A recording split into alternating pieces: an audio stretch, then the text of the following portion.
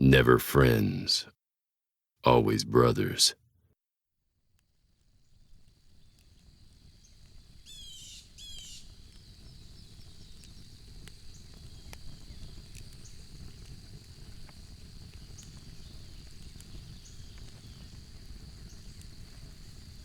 Cam sat on the ground, poking at the fire with a stick.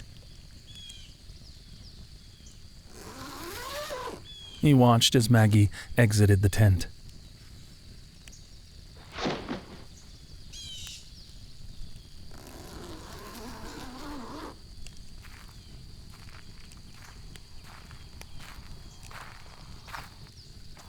Hey. How long was I out? About an hour.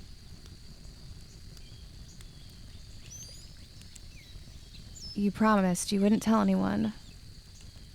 Well, thoughts of how he'd convince her to move in with him raced through his mind. Her thoughts centered on reassurance that the sadistic, inhuman, perverted defiling of her perfect and soft body remained a secret. You'll keep your promise, right? Yep. When she started to get up, he grasped her wrist. It wasn't your fault. Yeah, I know. Resisting the urge to roll his eyes, Cam climbed to his feet. Together, they packed up camp.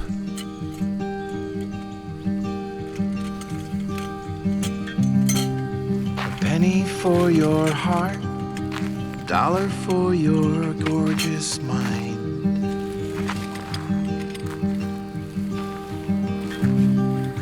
I need you to know that you make me feel alive.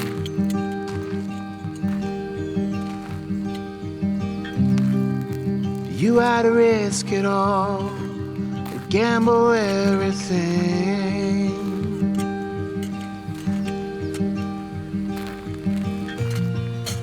It's in the way you look at life,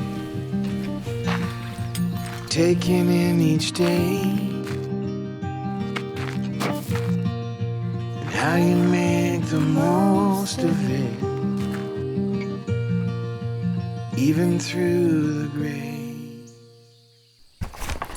Why don't you take the lead? Okay. He slung her backpack over his shoulder. I'll take this for a while. Don't treat me like a... He palmed the side of her face. A girl? Yeah. Stepping around her, he trekked up the trail.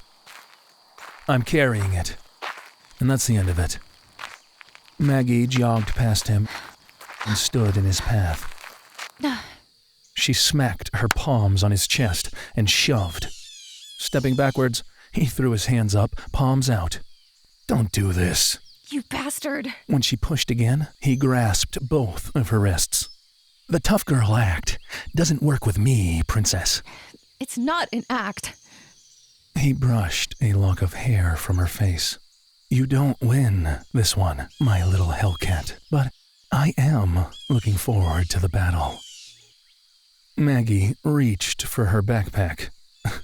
Laughing, he danced around her and up the path. A few yards away, he turned and waved her on. Come on! Even Gramps don't walk so slow. Give me my pride. Why does somebody helping you hurt your pride? It just does. Didn't it hurt your pride when I helped you with your red tape problem? I admit I didn't like it, but it wasn't a matter of pride. I accepted your help, so accept mine. The difference is you needed my help. I don't need yours. That's where you're wrong. I'd have gotten my permits eventually, on my own. I hate you. Yeah, we should get going. You shine, you shine, You shine, you shine.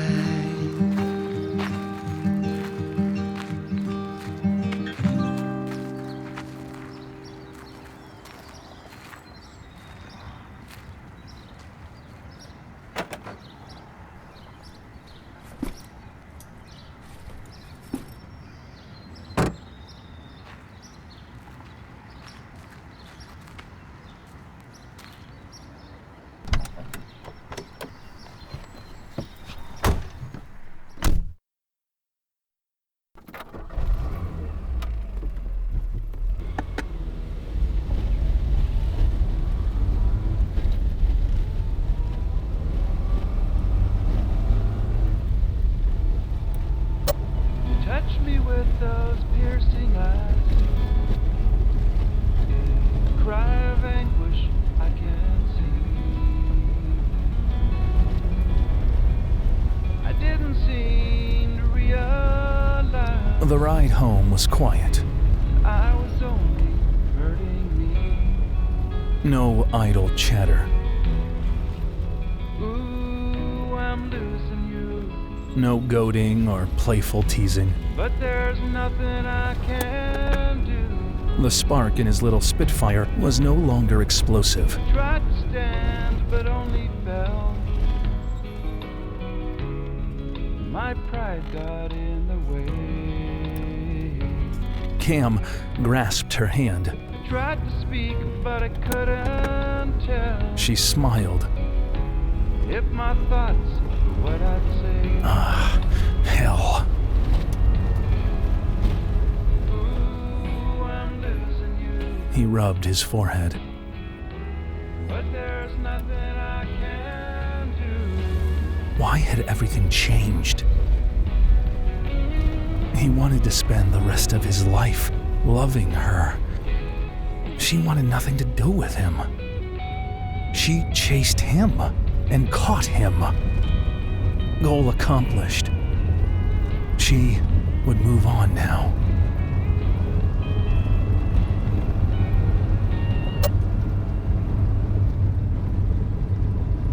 I'm not good at relationships. I had a good time. Oh, where was the fucking Jack Daniels when he needed it? I hope we can still be friends. Just give him a bottle. He'd swig the Tennessee whiskey straight from the fucking tap. Pull over.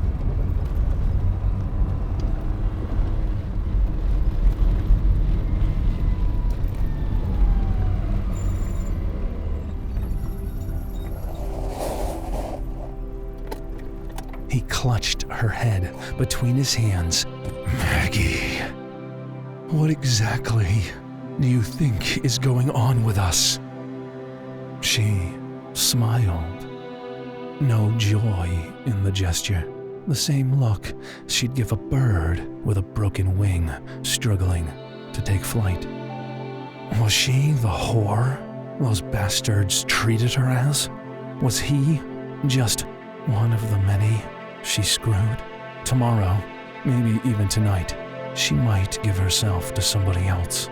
She could be in another man's arms before dusk. As Cam's anger soared, he was reminded why he resisted a relationship with her in the first place.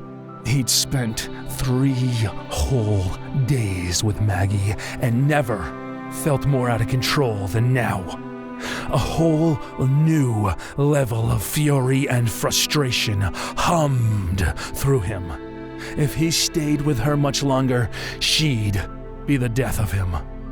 He'd either end himself to avoid inflicting his rage on another, or he'd lose control and kill someone, most likely the first guy he found Maggie with, and die on death row. Cam forced the next words from his mouth, his focus on his boots. Friends. Nothing more. I've stated that from the start. We understand each other then.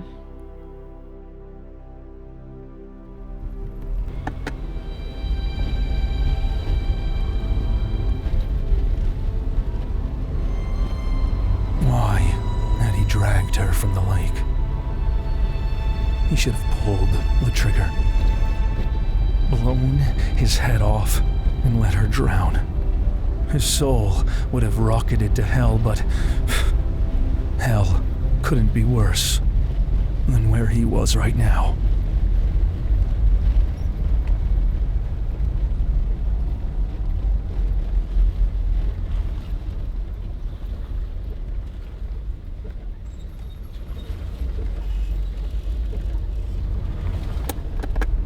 It felt like forever before Maggie finally pulled in the front of his house. I meant what I said, Cam. Call me if you want to get together again. She darted her focus forward, past the windshield. Please get out. I'd like to go home, shower, and maybe take a nap.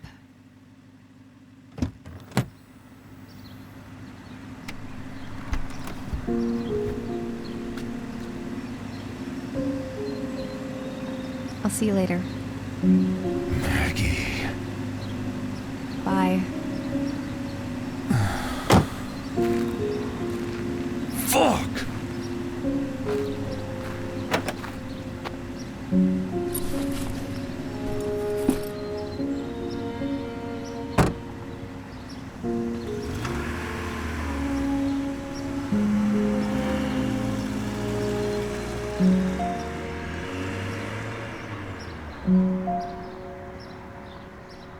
Watching her car fade from his sight, he realized he'd never felt more alive than he did at this moment. Nobody could suffer this level of torment unless they were truly alive. His first instincts were correct. Death was a better option than life.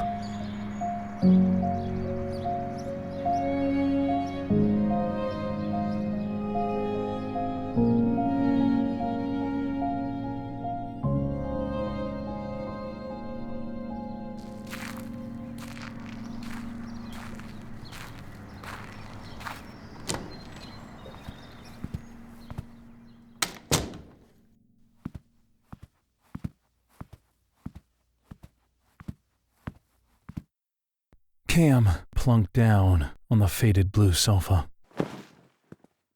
Jags strode in from the kitchen and sat beside him. So, how'd it go? I don't want to talk about it. Let's try again. You know me better than that. Did he get the Namenda? Yes, and the other one, I can't pronounce it.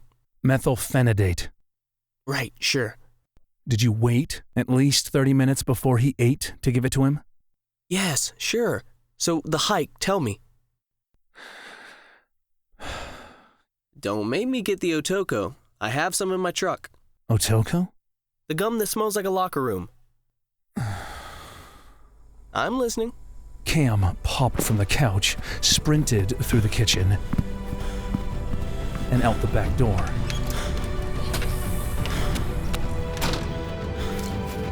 He ran until he reached his S10 pickup. 3 years ago, it had died, and it had rotted in his backyard ever since. Bracing both his hands over the top of the driver's door, he hung his head. Fuck! Fuck! He heaved the piece of shit.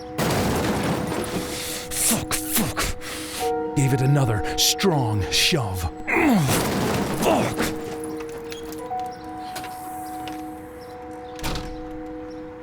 Cam, talk to me. Keeping his hands braced on the cab, he looked at his brother, determined he wouldn't succumb to Jags' whims. Not this time. The last thing he wanted was some psycho-babble bullshit on how he wasn't dangerous to anyone and how he was good for Maggie. Go home. fucked her, didn't you? Cam slugged him across the jaw. Jags lay still. Fight back, you pussy! Slowly, he got to his feet and walked back toward the house.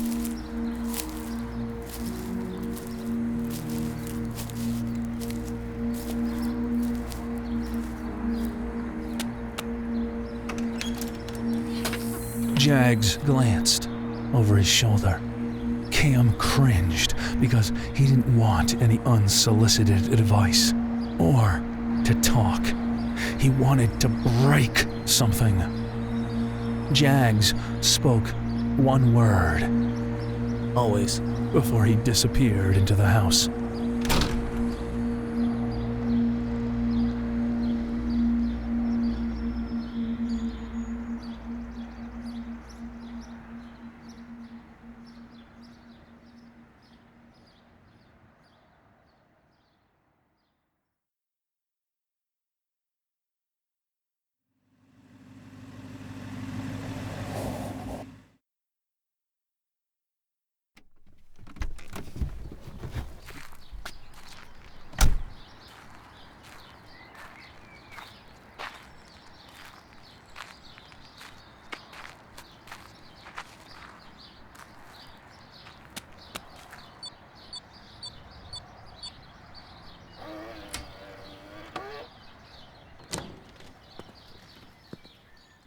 Retrieving herself from her hunter green purse, she glanced at the time.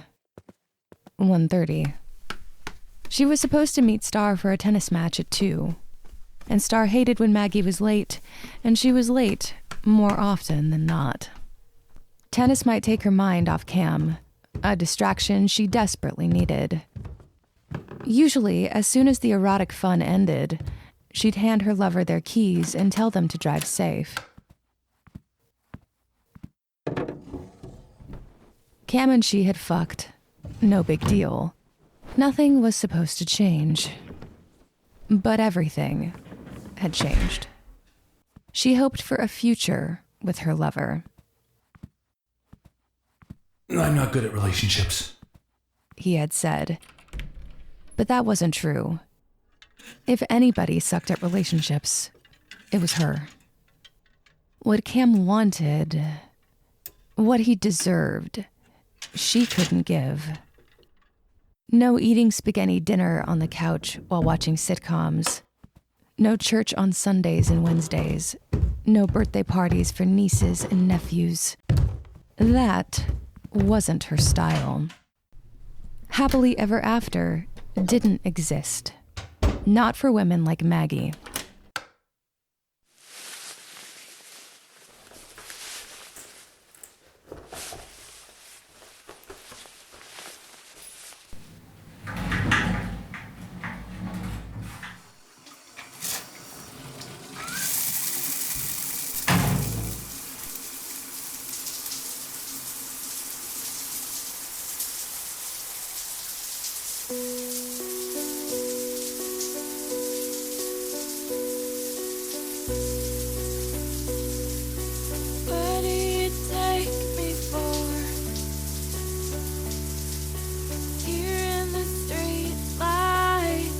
You a natural redhead. Standing on cracks and things. If you tell me your secret. There's nothing to see through. Your skin, so soft. Your notes even that night. You're so much better than that. And you've already robbed me out.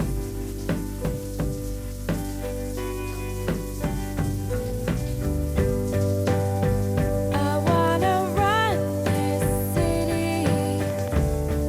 I'll kiss the last year behind. And when I run this city, there'll be no room for you in my mind. Ooh, slow. Slow. your time, baby. I'm not gonna hurt you.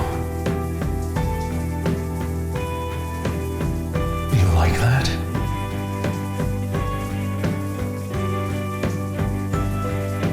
You okay? What do you take me for?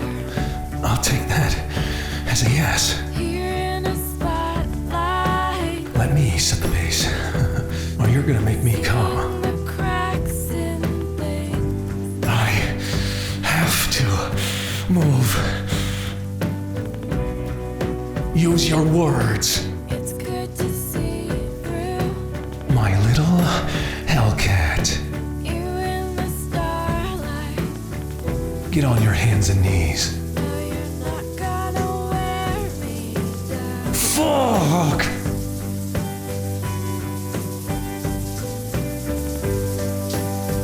I wanna run this city.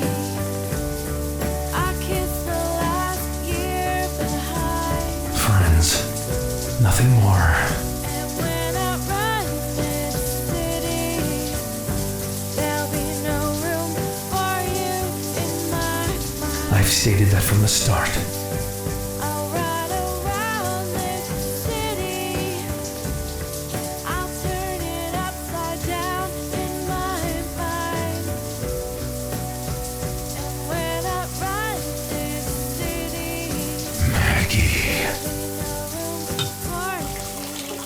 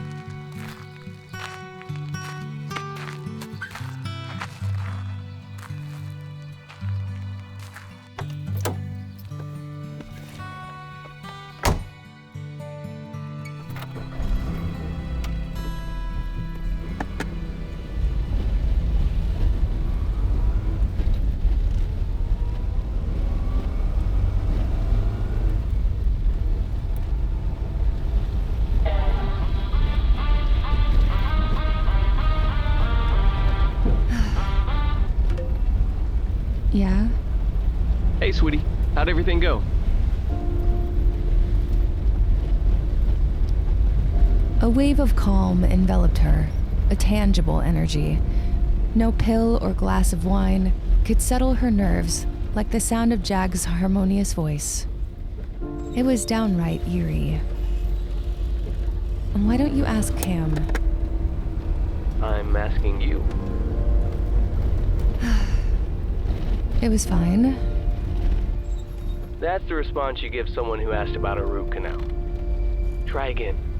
Maggie found his grilling for gossip tiresome.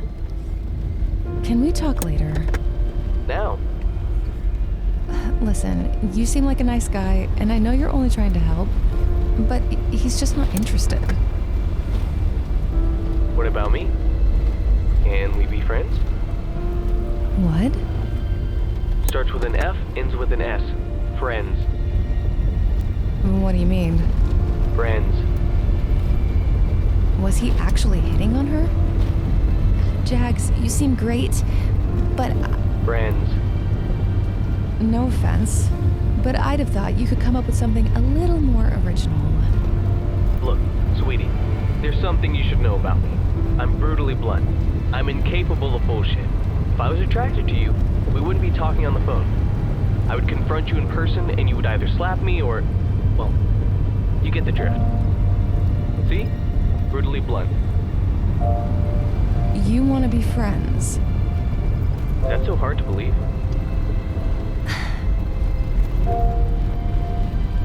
Yeah. It is.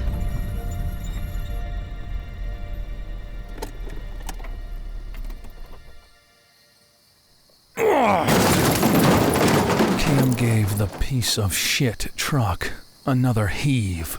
It flipped on its side.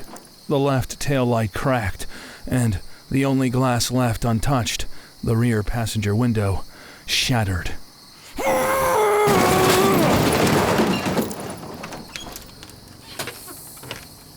Cam, What? I'm heading to bed.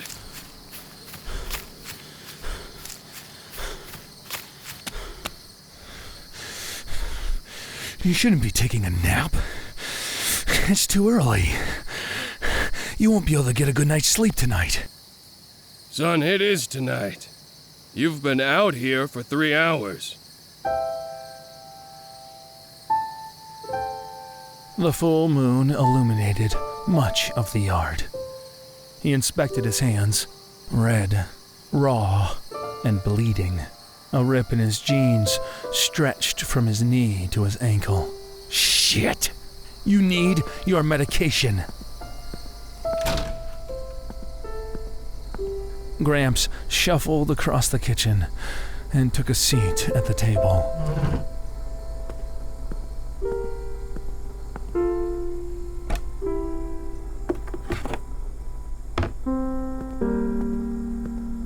Cam's hands trembled as he poured the medication into a 3-ounce cup.